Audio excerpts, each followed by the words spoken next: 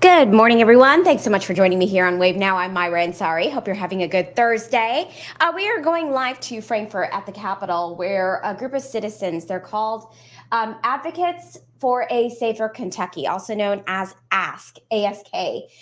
They're just a group of folks. They're coming together to ask lawmakers to make Kentucky a state free from gun tragedies. They're gathering right now to talk about this. So let's listen in and see what they have to say.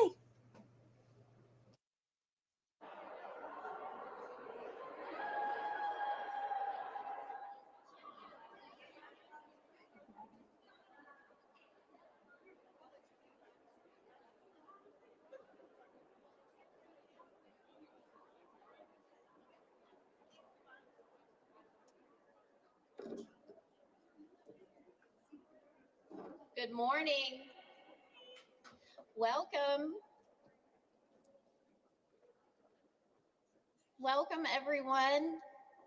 Welcome, lawyers, doctors, engineers, nurses, educators, parents, grandparents, brothers, and sisters. Welcome, Republicans and Democrats, gun owners, and first-time advocates. My name is Claudia Polancich, and I'm a member of Advocates for a Safer Kentucky, ASK. It is so wonderful to see your faces, and even better to know that many of you, like me, are in Frankfurt claiming your voice to our lawmakers for the first time. In many ways, this is what makes ASK Network unique. I want to thank you for taking the time to be here, to show up today. Thank you for doing this one simple thing that we believe will make a difference. We know the majority of Kentuckians are with us in our calls for safer gun laws. But we also know that we have not effectively claimed our voice on this issue. The ASK Network aims to do just that. We are first-time advocates, busy parents, urban and rural. We are every Kentuckian united in our love for our bluegrass state and our desire to protect the ones we love. I am not a victim of gun violence, but gun violence has affected people I love. I have witnessed the profound effect that a mass shooting has on a community that loves the victim and her family. And while I'm not a mother who has lost her child or a wife who has lost her husband, I am a mother that goes to bed at night and knows that statistically one day I will be impacted directly. And to sleep, I need to know that I have done everything I can to protect my family. The truth is, unless every single one of us that cares about this issue acts, we won't succeed. This is how we arrived at the need for our network. ASK is about giving voice to the majority of Kentuckians who support evidence-based gun safety laws and amplifying the work currently being done to prevent gun tragedies. We recognize and acknowledge the incredible people who are working tirelessly to reduce gun violence in Kentucky through advocacy, education, and prevention. And yet we see the need for more of our voices to lift up their work. More representation is needed from all areas of Kentucky to amplify them. Just as our network knows no boundaries, neither does gun violence. It does not discriminate based on age, race, or socioeconomic status. It affects our families, our friends, and our communities, leaving a trail of pain, sorrow, and broken dreams. Each life lost to gun violence is a profound tragedy, a future extinguished, and a void that can never be filled. After every tragedy, we look to our politicians to make us safer, and we ask them to pass laws that would prevent more tragedy. We know that stronger common sense gun laws would prevent future gun tragedies. We know that being a Second Amendment sanctuary state doesn't make us safer. Last year, Kentucky had 8 incidents of mass violence. Whitney and Katie will speak to the staggering number of gun deaths. And even though a majority of Kentuckians believe in stronger gun laws, we are overshadowed by extreme voices and blocked by politicians who fear any action would result in loss of power.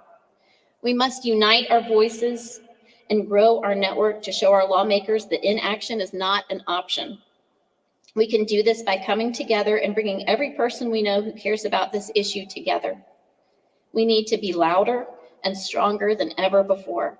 That means we have to bring in more people, your friends, your family, and anyone you know who wants to end gun tragedies. Today, we want to share with you someone in our state who has made gun violence prevention her life's work.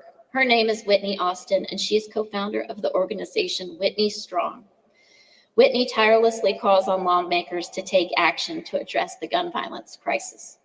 She is involved in prevention and education, and in 2018, she survived a mass shooting. Whitney has become an expert in this field. In 2022, Whitney played a pivotal role in the passing of the bipartisan Safer Communities Act, and this year she appeared on Meet the Press with Chuck Todd. Whitney embodies hope and seeks to bring people together. Her work is leading to change. Just last month, her efforts led to the first bipartisan hearing in Kentucky on a gun safety bill in 4 years. We strongly believe in her message and approach. She is an incredible inspiration for us, and we are so grateful for her efforts. Please welcome Whitney Austin.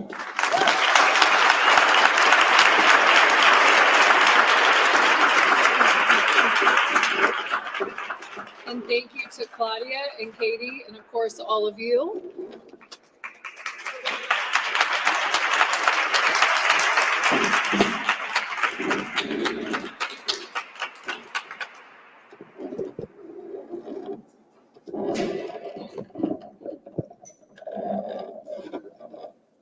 Can you hear me, or am I going to need to bend down a little? There we go. Okay, this is supposed to be a rally, and if you're like me, you've never been to a rally and you don't really know how to rally, so why don't we try to rally, and while you're rallying, be complimentary of yourself because you showed up, and I am so, so grateful that you showed up. So let me hear your rally.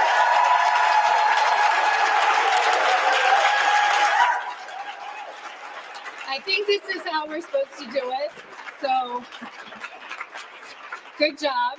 And if I say things that resonate with you or excite you, feel free to clap, feel free to holler. Same thing when Katie gets up here. But we are definitely here to raise our voices and for all of the elected officials to hear us. And they won't hear us if we talk like this. So please get excited and cheer for when something resonates with you. Yeah. So another thing I do not want to skip over is how thankful I am that you are here. This work has been going on for quite a while, and we see more and more people showing up every day. And those of us that have been doing it for a while, you do not know how it warms our hearts to see more and more people show up in this Capitol. And you know what? It is hard for us to do because we have lives.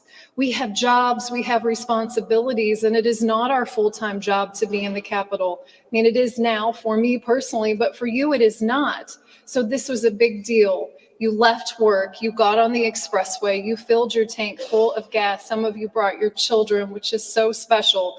Thank you. That is worthy of applause. Thank you so much for coming.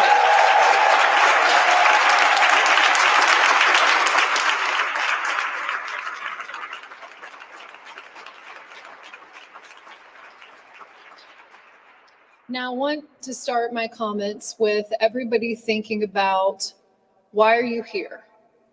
Who are you here for?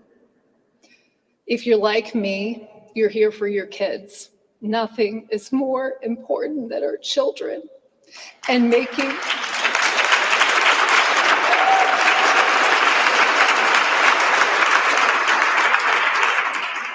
sure that they never encountered what I encountered on September 6th.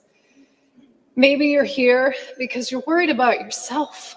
Your anxiety levels are to a point in which you are tired of doing a risk calculation every time you step out your door. Am I going to be safe at the parade? Am I going to be safe at the grocery store? Am I going to be safe at church? And what is my plan to keep everybody safe? Maybe you're here because you're worried about your parents.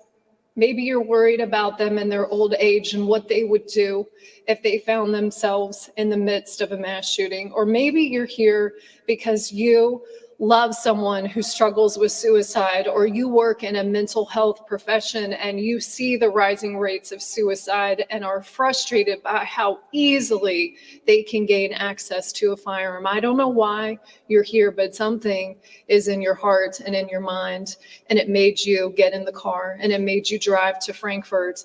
And I want to let you know, in case you don't know this is a very long battle. We are not going to get what we want tomorrow or next week or this year or next year. It's possible. I always hold out hope for miracles, but it is likely not coming that quickly.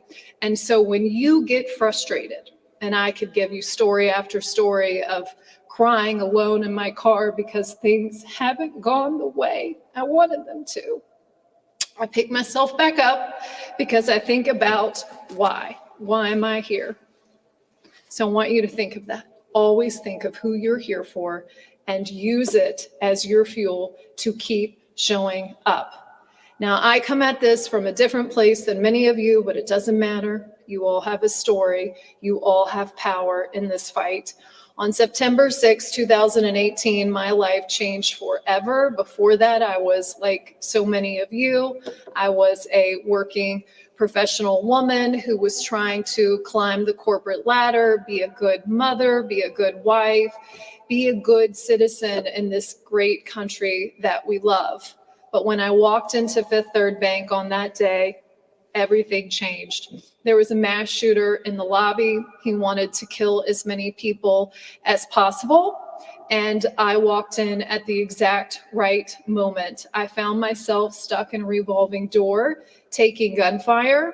And in that moment, I thought a lot of things, many, many things. First and foremost, that I did not want to die, that my precious 5-year-old little girl, my precious 7-year-old little boy, that they still needed me, that this was not the time in which they needed to lose their mother. I also thought about, how am I going to live? How am I going to get through this situation?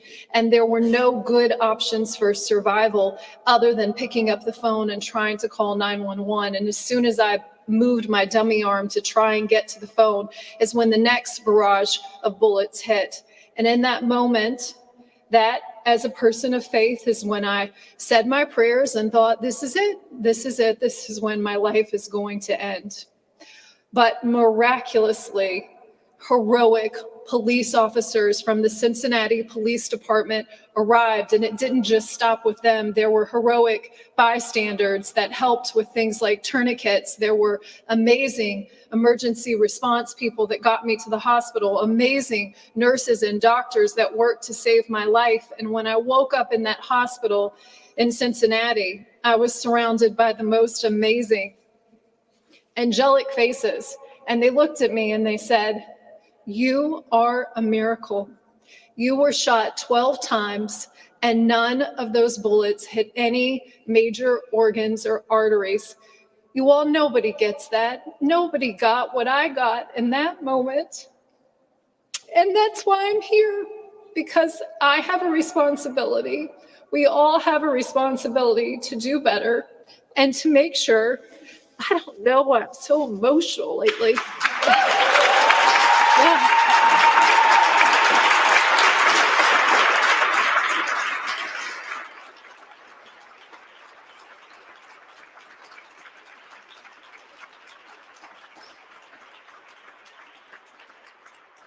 We all have a responsibility to do better. And I knew in that moment that I had received the greatest gift that I did not deserve. And so I was going to be on the side of trying to make change. And so in that hospital room with my husband, Waller, we thought about what we could do. How could we contribute to this effort and make change? And we didn't know what we were doing. We were trying to get through the next day to get to surgery, but we knew that we wanted to build an organization that brought people together, to build a big tent organization so that Republicans felt just as comfortable as Democrats participating with us, that gun owners felt just as comfortable as non-gun owners.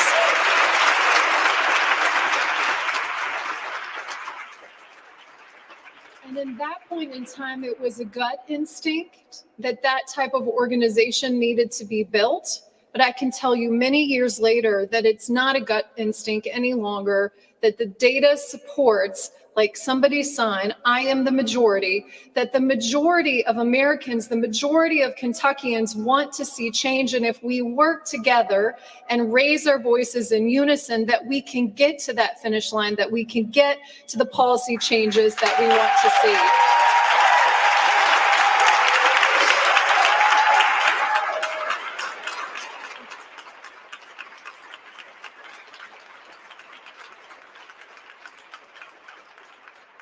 And so, yes, Whitney Strong is that organization, but this organization here today, ASK, is just as important. Moms Demand Action is just as important, and many other organizations that I'm not naming in this moment.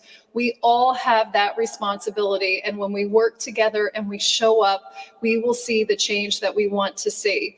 As an organization, Whitney Strong is focused on one policy solution, and that is crisis aversion and rights retention. And I'll talk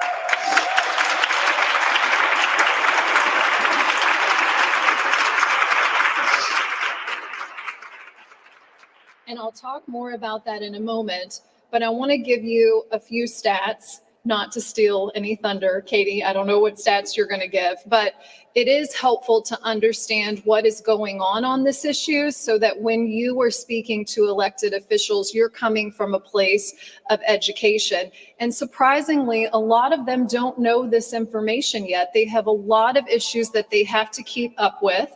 And so it's going to be your job to educate them.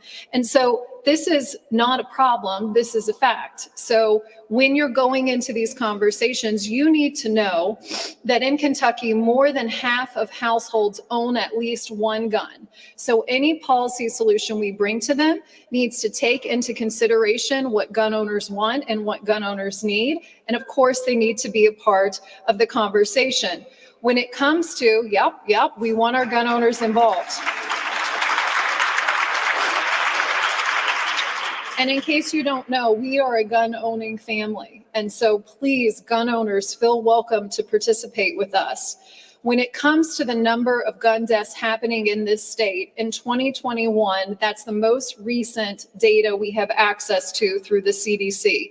There were 947 related firearm deaths, and many people find it new information that 56% of them were suicides and 39% of those were homicides and or legal intervention. When you start to peel back the onion on what's happening with suicide, we know that our rural areas are more impacted than our urban areas. In fact, 68% of firearm deaths in rural areas in 2021 were from suicide, which is a 26% increase since 2001. So we're not seeing this head in the right direction. And a very simple stat you can use to have these conversations is we are seeing suicide happen at a rate that is 1.4 times higher in rural areas than in urban areas. And let me be more specific. Suicide by firearm. So I'm not talking about suicide. I'm specifically talking about suicide by firearm. And then when you peel it back a little bit further, you start to figure out, well, who is being impacted by this most? Well, 79% of Kentucky veteran suicides in 2020 were by firearm compared to about 65% for the general population. And then when you look at suicide per 100,000 firearm by suicide, you can see that farmers are disproportionately impacted, minors are disproportionately impacted. And so we find that talking about this issue via suicide is a bridge to bring more lawmakers into the conversation because they too have skin in this game. But of course, it's not just suicide, it's mass violence and domestic violence and many other forms of gun violence as well. So when it comes to the role that you can play as an advocate, I want to just give you some tips because I know you're going to come here again, right?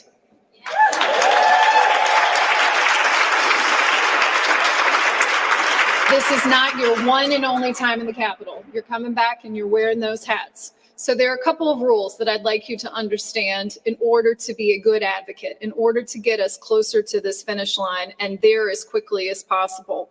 One, you need to recognize that we will not see change on this issue until we reach critical mass. This is spectacular. This is really, really good. December 15th, when we had the hearing for CAR, that was really, really good. We had a couple of 200 plus people fill 2 overflow rooms to hear crisis aversion and rights retention. So I'm all about the positive.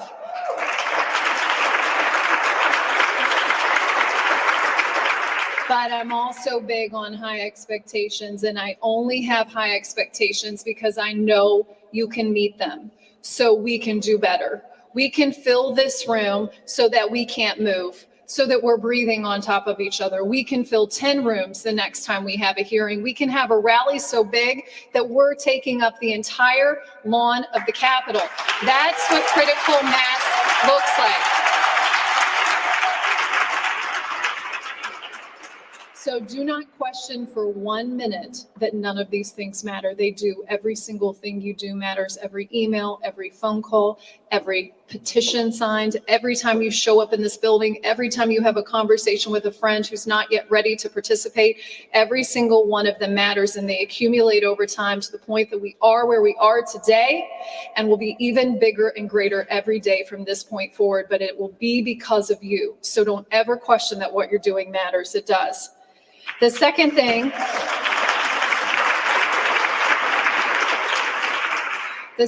I want you to understand, and this is where I talk about gold stars, and I don't mean it in the military sense, so no disrespect there, but I guess it's because I think I'm a teacher. I don't know. What matters here is diversity of representation. And so I don't know for sure, but, raise your hand if you're from Louisville and Lexington. Okay. We all get a gold star. I'm from Louisville. I get a gold star. I matter. We all matter. But to win this fight, we need more diverse representation. So I need people raising their hands, and the majority to not be in Louisville and Lexington. Those people get 2 gold stars. So who do you know that doesn't live in Louisville? Who do you know that doesn't live in Lexington? We have got to get people outside of the 2 urban centers of this state involved, because when they start knocking on the doors of their senators and their senators start hearing that, oh, it's not just Louisville and Lexington that want to see change, it's my constituents that want to see change, that's when we're really going to get somewhere. So I've talked to so many of you. You didn't grow up in Louisville. You didn't grow up in Lexington. You grew up in more rural areas. You have roots. Go back to your friends, go back to your families and ask them. They should be here with you today. They should be sending the emails. They should be making the phone calls. So who do you know in your life that gets 2 gold stars, and bring them along for the ride with you? I want you to also think about diversity in other ways. Think about populations that are very influential to lawmakers. What about veterans? What about law enforcement? There are other populations that are influential over lawmakers that I'm not even suggesting, but they get 2 gold stars too. So you're important. You get to keep your star. You have to keep going. But who do you know who has 2 gold stars, and bring them along with you? And then the last pro tip I have for you today, get to critical mass, get to the 2 gold stars. Third, have the stamina. We talked about this already. It's really, really hard, you all. It's really, really hard. It feels personal. You just don't understand. It seems so common sense. Why isn't everybody on the same page? What could be more important than protecting our children and protecting people that are innocent? Doesn't make any sense.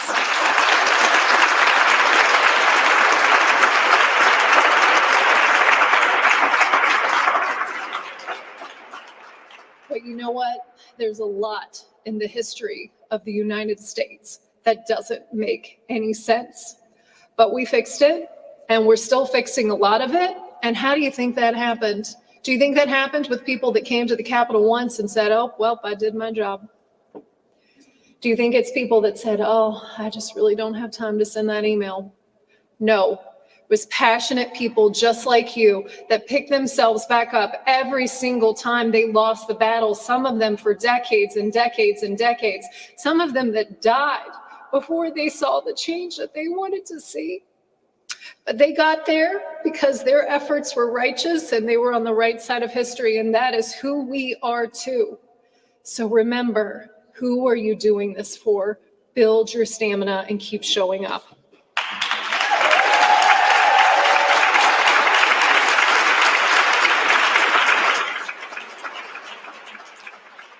And then lastly, I want to tell you about CAR, because it is the greatest opportunity we have for change in this state. May not always be that way, but in this moment, it is our greatest opportunity, and it has been building for 5 years. So crisis aversion and rights retention is a bill to help gun owners. The difference between gun owners and non-gun owners in crisis moments is that they have easy access to a firearm. If they want to kill themselves, they will, and they will do it with that gun. And if they want to kill other people, they will, and they will do it with that gun.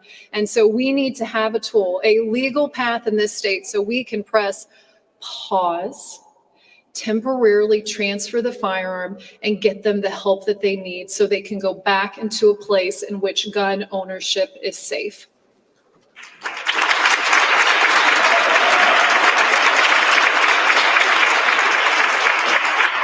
It's been a long road. It's been 5 years. I'll never forget talking about this policy with then Senator McGarvey, now Congressman McGarvey, who was a great champion and still continues to be, just has a different role, right, for making our state better. And also working with Paul Hornback, who was then a Republican senator out of Shelbyville. We have miraculously replaced that bipartisan team with now Senator Westerfield out of Hopkinsville and Senator David Yates out of Louisville. And that is no small feat, you all. There is not any bill in this country restricting access to firearms that has bipartisan support. It is happening here. Do you understand how special that is? And it's also really special that we've had 2 hearings. Now, we're not satisfied because we have high expectations. We want to have a hearing during session. We want to vote out of that hearing. We want to pass the floor. We want to move it to the next chamber, and we want to pass the bill. But all of these things are building blocks. And we now have 2 hearings under our belt, which no one else can lay claim to. So yes, I'm telling you this is hard. Yes, I say I need you to build stamina, but you're not starting from zero. You're starting at a place that other states like us would die to have access to.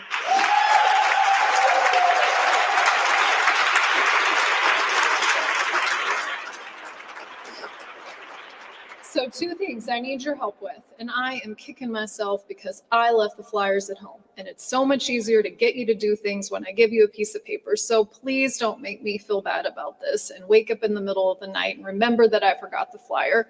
Go to whitneystrong.org/CAR. CAR is Crisis Aversion and Rights Retention, so CARR. So go there, and the very first thing you will see is sign the petition. Signing the petition is really an important tactic because we are busy and we can't be here every day to talk to our lawmakers. And so the more signatures that come in through that petition, the easier it is for us, for Ask, for moms, or anybody to pull out the list that says, Senator X, we have 100, 200, 500 signatures of support in your district. And guess what? When they say, but my constituents don't support it. Nope, not true. Let me show you this list. And so we need this petition to spread like wildfire. It takes less than 1 minute to sign it. And when you sign it, not only will we have the list available to show to lawmakers, it also means that you will receive an email from us every Wednesday that tells you what the most impactful action is that week to help CAR progress. So please sign the petition as a gold star. Get to the 2 gold stars and get them to sign the petition. We have 7, as of last Friday, 777 signatures. It's great. it's building, but I want to have 777 signatures for every senator that we meet with. So please spread the petition. And then the second thing is we are having a Capitol Day through Whitney Strong. It is on the 25th of January. So I know it's 2 weeks from today. You got to come back in 2 weeks. I get it. But remember, these actions matter. And what we're going to do on that day is blitz all of the lawmakers. So we're going into the offices of our supporters, or going into the offices with constituents, because there is no more powerful conversation than I am your constituent and I want you to support this bill. Are you in or are you out? And those conversations need to be reported back to, of course, they'll happen through our Car Capital Day, but if you're having them independent, reported back to Whitney Strong so that we can make sure that our sponsors are privy to that information and we can start to better understand who's in and who's out. These are all stepping stones that get us closer to where we need to be with passing this bill. So it's Thursday, January 25th. And if you can come, you can register from that same page, whitneystrong.org/car. If you register now versus later, we have a much better chance of getting you to your lawmaker. And really think about it, just infiltrating all of those offices on one day. Car, car, car. All you're going to hear from me today is car, car, car. And if you can't make it, it's okay. You can do this too. You can send an email, you can make a phone call, and you can meet with your lawmakers too. So car, that's what we're focused on at Whitney Strong. And I know that there will come a day where there will be other policy solutions that are moving in the way that car is moving. But I tell you right now, in advance, thank you so much for getting behind car, because it will be a tremendous step toward reducing gun deaths in this state.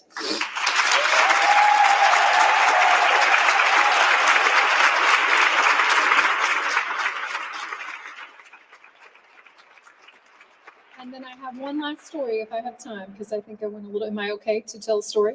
Okay, so then the last thing I want to leave you with is hope.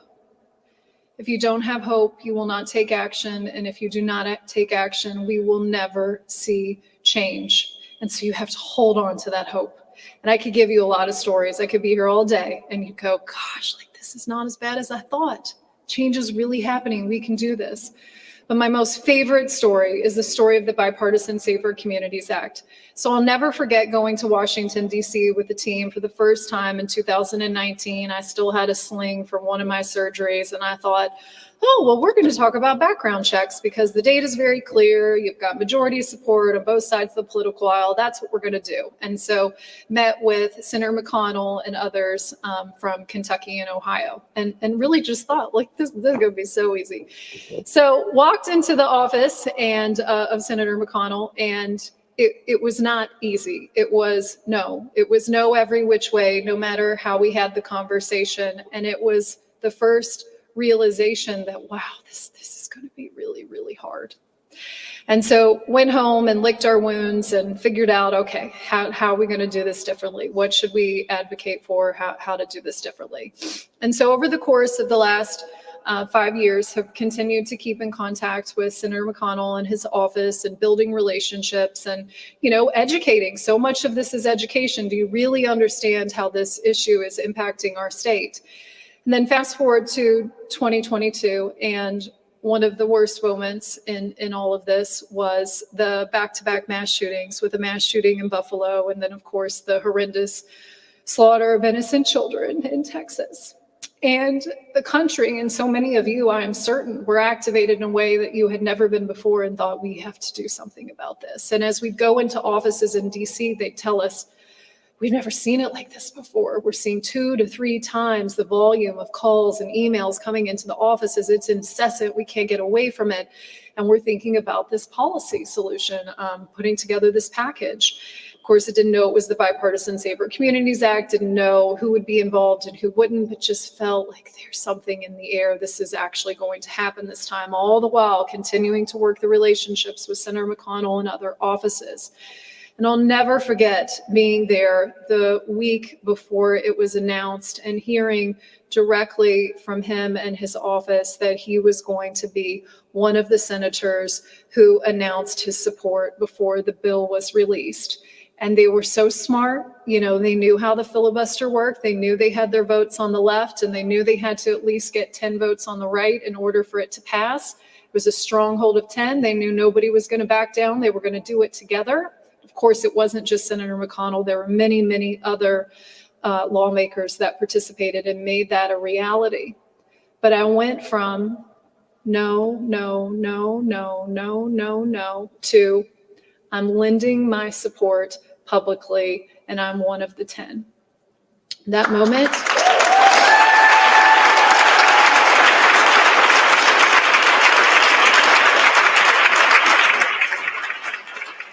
So what does that tell you? That every single person in a position of power is an opportunity to change their heart and mind. And they're not going to say yes to everything. They're probably going to say a no to a lot of things. But there is common ground, and we can find it when we work together. So never give up. Keep showing up. And thank you so much for being here today.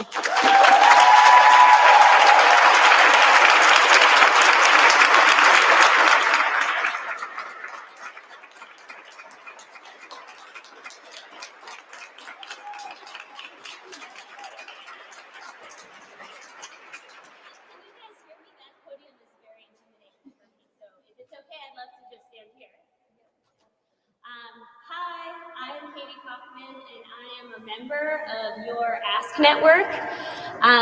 Before I say anything else, I would love to introduce you to my family because I am so grateful they're here. This is my husband, Will, and my mother-in-law, Jennifer, and my sister-in-law, Blair, and my mom, Lisi, and my two sons, Gavin and Elijah. They are my brightest stars, and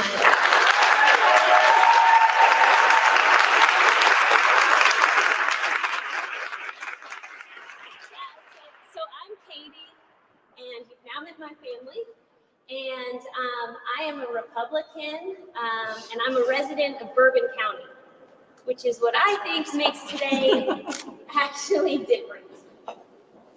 Because we're all here, and we've come across party lines, and we've come across county lines, and we have come across the most daunting line of all, that one on our calendar tracking the hours, keeping us where we're supposed to be every day.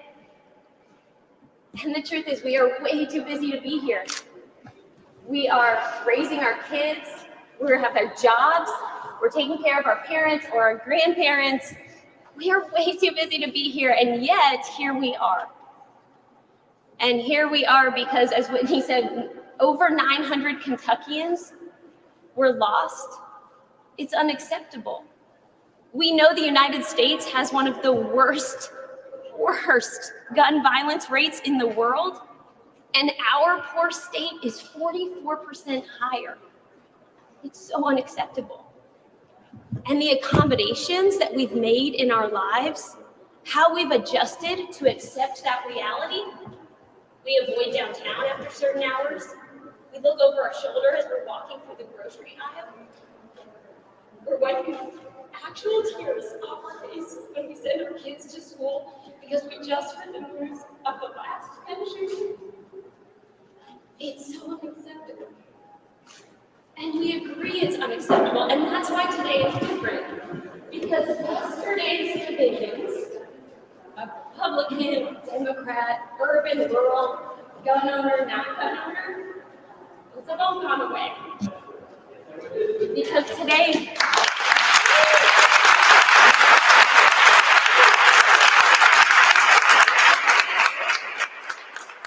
and those have gone away, and now we're really united in our heartbreak and really in our fear of gun violence. But at least now we're united as the new majority. This is what the new majority looks like. And the majority means that we have power. Majority means that we are not going to tolerate a representative that is indifferent to the tragedies that we are seeing in our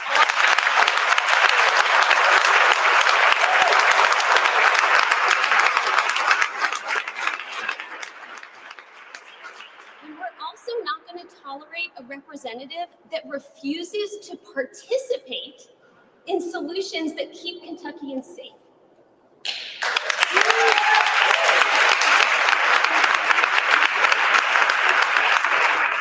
But here is the really tricky part. How are we going to claim our power? We know that we're the majority, but we haven't claimed it.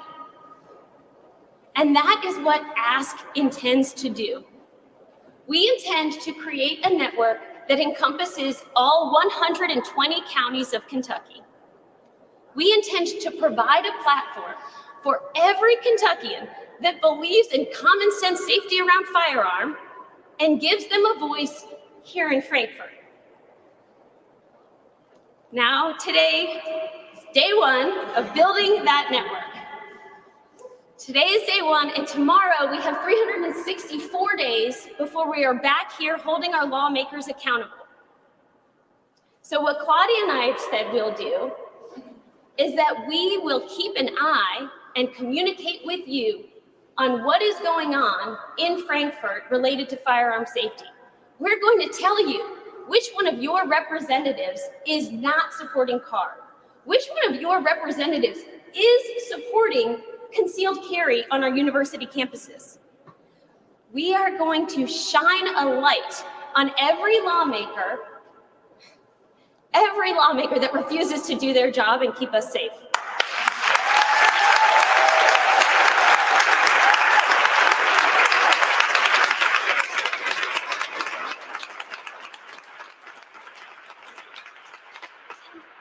I think ASK can be that platform. It can be the voice for the majority, but it's really obvious that the power of the platform is only in the expansiveness of the network. So why do I think that we're going to be different? Why do I think today is different than yesterday? Because it's not Claudia's network, it's not my network, it's not Whitney's, it's yours. It's Beth. She built the website. And it's Corey and Susan who ordered your hats. And it's Sarah Wiley who wrote a press release and then sent it all over the state. You all named it. It's Lucy who defined what it is, truly. And it's every new person that gets added to the network. It's their network. It's yours. And that's what makes it powerful. That's why it's different. And I mean, you are the most impressive, sophisticated, savvy people that I have ever worked with.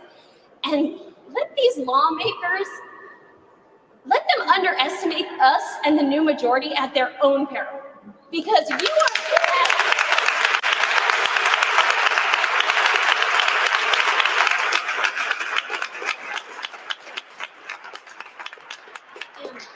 so beyond excited to see what we accomplish together in 2024. I think it's going to look a lot like the vision that Whitney laid out. I am excited because I think we are going to hold our lawmakers accountable. And I mean, I think that we're going to get the Kentucky that we deserve to call home.